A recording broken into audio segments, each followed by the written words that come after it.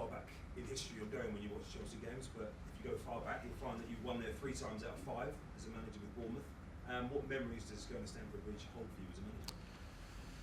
Yeah, I think it's a very special place to play football. I think I've enjoyed 3 of those games of the 5. I didn't enjoy the other 2 very much. But it is a very special place to play. I think we've enjoyed our encounters there. They have top players. The stadium's quite close to the pitch. There's a really good atmosphere. They've got a top manager as well. I've got a huge amount of respect for Thomas. I think he's done an incredible job.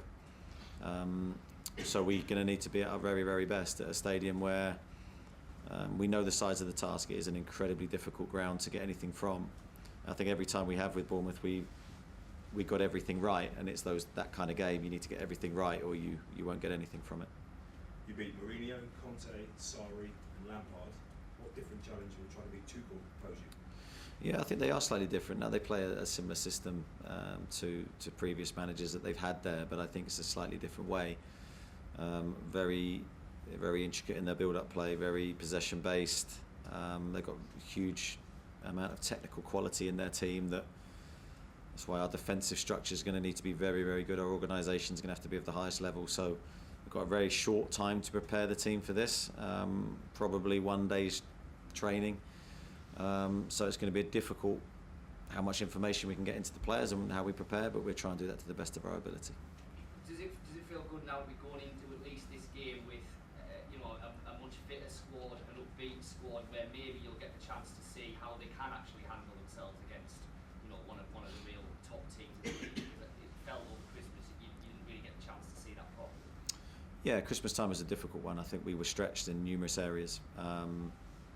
I'd say we're in a similar position now in the sense that we are stretched. You look at the players we're missing tonight: Wilson, Trippier, St Maximin, Jolinton, Fernandes. There's a big group of players there that will make a difference for us. But I think what you've seen is a real resilience in the squad. So players have come in, had an opportunity and really grabbed it.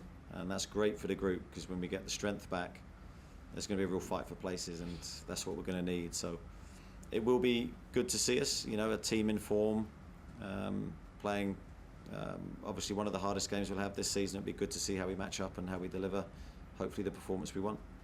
Tom? Eddie, over the course of your managerial career, you've often studied other managers. I seem to remember you going to see Maurizio Sarri when he was out in Italy. Have you ever spent any time with Thomas Tuchel, or particularly during your time out of the game, were you studying him, trying to learn anything off him? Yeah, he's a manager I've studied, I've met, I've spoke with. And that's why I say I've got a lot of respect for him. I really, really like him as a person. I think he's a really, really good guy.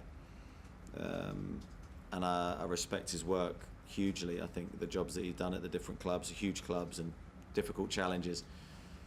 I think the way he settled in at Chelsea was hugely impressive, because it's not easy to come abroad and make this your home and be successful on a consistent basis like Chelsea are. So full compliments to him and his staff. Quite a transformation for Newcastle, who prior to December had not won a single game, and now I think February they've been unbeaten. Amit, maybe from your point of view, besides the January transfer window, which they spent a lot of money, I think they spent the most out of all the Premier League clubs. What else has led to this rise in Newcastle? The appointment of Eddie Howe. I think that is what you get when you appoint a manager, not an interim. You know that he's going to stay there for the long haul. Don't talk to me. I'm not Manchester United. Wait. He has his style of play. He's done well with Bournemouth. I was sad to see him leave the team, but happy to see him come back to Newcastle. And to all the Newcastle fans, of course, this is your moment to revel in all your successes, even though baru je lagi. I mean, they've not lost in 9 games. They've won the last 6 out of 7. But yes, the appointment of Eddie Howe, the style of play, I think he has the trust, the freedom to build his team. When they concluded the January transfer window, they were getting hammered by what sort of players are you buying? Now they are telling that Newcastle is buying the league. So the hate, the jealousy is there. But yes, it goes back to the manager, because you know that this is the man who's going to lead Newcastle for the next 4-5 seasons, I hope. Because you can have the players, I mean, United, you have the individual players, but it takes a manager to bring them all together, right? Ellie, what do you want to add to that? Because I know you've got some interesting points as well. Eddie Howe, my man. Sunday, my man. Eddie Howe, you want to talk, because like one thing I learned from Bern, like, you know, him being the Newcastle supporter. I do want to say his name. I Tapi swear to God, every single Tahu dia moment he sikit. could mention Newcastle, he would. Yeah. He could probably even say that, oh, I think the chef at Newcastle cook better than your mom. He would say that. He would say that. There are moments I was like, what? But it's funny. But one thing I learned from him, understanding his love for the club, is what is this? Like, when you want to help a club who's going through the relegation zone, you have to go for the best appointment of managers who's a relegation zone specialist. And Eddie Howe is one of those. Like, coming from Bournemouth and everything, it's the positive things that could happen. This is one thing that I learned. I don't want to talk about how they've won the past 8-9 games, right? And after losing 20 matches, can you imagine the feeling when you won your first match after losing the past 20 matches in such prestigious league? That's one.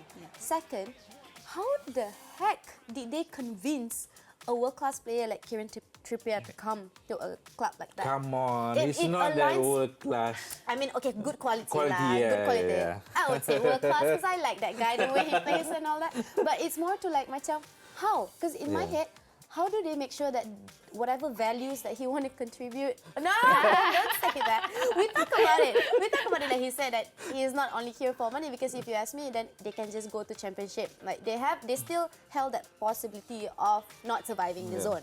Now that they're in mid-table-ish going, you know, climbing upwards.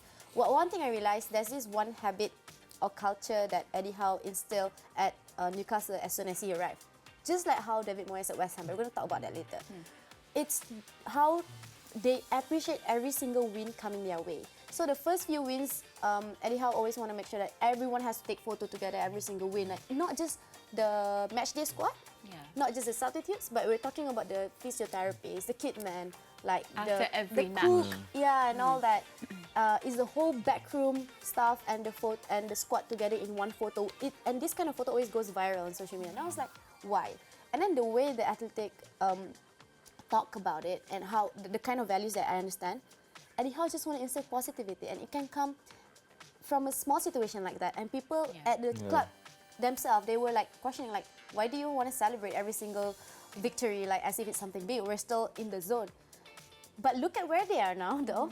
Like those kind of things, you just want to make sure that everyone is in it together. Like you lose together, you win together, you celebrate every single thing, because it's been rare at Newcastle. And I think when you go back to basic of coaching, man managing, squad, and all those things, then it instills a different kind of hope in these players. They will feel like, you know what, we can win this game, means we can win again in another week, and then we can celebrate again. And it goes on and on. It's the same thing what, I don't want to compare, but yes, what Arteta has been doing with the squad. There's not one day, ever since Arteta arrived for this particular season, one conflicting voice coming from the dressing room talking about whatever Arteta has been doing wrong. Or, you know, if you want to compare, right? You don't have that. You don't have that from this Newcastle squad as well. And I think Eddie Howe has been doing glorious. And nak cakap pasal tactical formation, I think the most most glaring thing that happened that I can realize is when the old manager was there. They always had this big space between the midfield and the defense space. Means they don't work together. These two units, they don't work together. And I think the most important thing, what having Trippier, and even Trippier and that injured now, probably out for a few months, couldn't finish the season, pun, still always requested to be involved in the matchday squad, even on the sideline during those little things, right? And I think that he was the first signing, right? He was the first signing. I think the first signing, the first perfect I think, different kind of profile I for think Newcastle. it made the statement that we can get an England international as our first signing. I think it's a step in the right direction. I mean, peace and prosperity is a foreign concept to me as a football fan. I don't know. I mean, I can't understand what Newcastle fans are feeling right now. No, but it It's goes, rare. I mean, It's rare. Not just the past season, it's a 10 years. foreign concept for me right now. But yes, I think some corners of the fans have been criticizing on the sort of players that Eddie Howe has brought into the club. I think he's brought in the right type of players to suit his culture. I think that is the most important thing for him.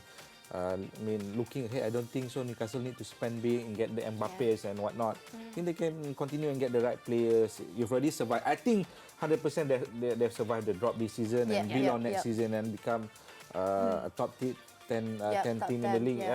I like Brim. I like this one line that you used just now, Matt. You said like they brought in the right type of players, and like when you understand the different value what coaches, it's not all about getting the right players to fit into your tactical formation. It's the right players come with the right attitude and the values align with what the club, the kind of players they brought in. Or each of these players, Bruno, Trippier, they believe in the project that Newcastle want to embark upon, and I think that's the most important thing. So having said all that, in this matchup against Chelsea, looking at the difference in fortunes at the moment for both clubs, do you think there could be a potential upset? Because naturally, usually, I think we would say Chelsea would win this game, but I don't know. What's in you? I think Chelsea have too much quality in them to lose to Newcastle. Be a draw. Maybe awesome a draw. for both teams. Awesome would be a draw would be great for Newcastle, for a club like Newcastle, even with Trippier's absence. I think it's a statement match for Chelsea as well. Look, we're in so much trouble right now. The world is against us. They need to respond, right? I mean, getting a win, we hope for the fans and for the potential buyers as well. See, I mean, we're very resilient. The one thing they could deliver to their fans is a convincing win, not just a win, a convincing win. Like, okay, the fans will be like, okay, you know what, they're still in it together. Like, and the loss for Chelsea, for Newcastle wouldn't hurt them as well. Only burns ego, I think. But they'll be fine. They'll be fine, All right. Going for Chelsea. Going for Chelsea and Ellie as well. Upset, draw should be okay. I mean, anything, in whatever happening in the top 4, a draw will be okay for me. Yeah.